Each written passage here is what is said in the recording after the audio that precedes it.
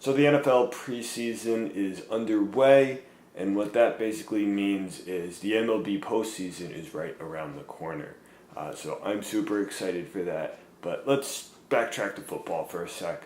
That Adrian Peterson is signed with the Washington Redskins, and while Peterson has not been himself as of late, after the injuries and that suspension, it really hasn't been the same. He hasn't been as impactful.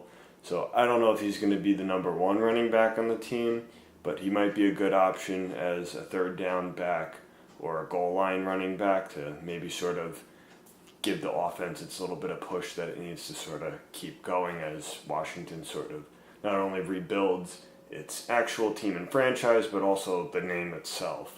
Speaking of rebuilding, the Jets, which they seem to keep rebuilding, or at least trying, their quarterback situation is a circus once again. It's something, as a Jets fan, I'm not really looking forward to. I haven't paid attention.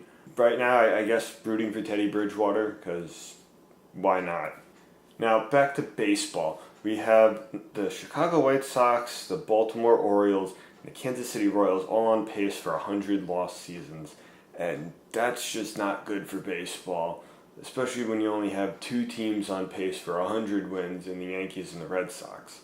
Of the only contenders right now, the Red Sox and the Indians seem to be the only teams guaranteed of a playoff spot because the Indians play in a terrible division and the Red Sox just don't lose. But the AL West, Mariners, Astros, A's, you don't know who's going to win that. The A's don't seem to be losing as of late, but can't count out the Astros, and the Mariners, they're still clawing to get back to the playoffs again. And just like the AL West, the entire National League is up for grabs. Everybody keeps flip-flopping. Players are getting injured, players are being called up, players are getting off the disabled list, going on the disabled list. I couldn't even tell you who's going to make it. One day the Dodgers are in first, now they're in third place there, and it's just Braves and Phillies are switching. The Central is up for grabs depending on if the Cubs decide to play good baseball. National League's crazy. I mean, even with the Cy Young race, I mean, you have DeGrom who makes the 1929 stock market crash look like it did nothing because his ERA is just that low.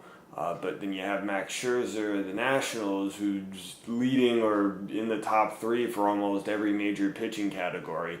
And you just gotta wonder who's gonna win this. You want to say, well, are wins really necessary now? I mean, Felix Hernandez won years back with not too many wins and sort of broke that mold and barrier. Wins are sort of arbitrary right now because you have pitchers who are like limping into the fifth inning and they're throwing like 95 pitches, and that's just not good baseball. These pitchers are trying for these strikeouts, they're getting too many full counts and then letting the hit. Just throw the ball, let the defense do its job, and make it to at least the seventh inning, because the bullpens are, yes, they're becoming a thing now, but they're going to be burnt out. I mean, look at the Yankees rotation. Yes, Happ and Lynn have gotten the wins for the Yankees since they've come over, but they're only really getting 5 or 6 innings, and that bullpen, the Yankees, which is supposed to be the best ever, it's just, first of all, it hasn't lived up to that expectation. And if they've got to carry that shaky rotation all through September with the AL West teams right down their backs, it's not looking good. They're going to be burnt out and tired. I mean, we've seen Betances burn out almost every year towards the end.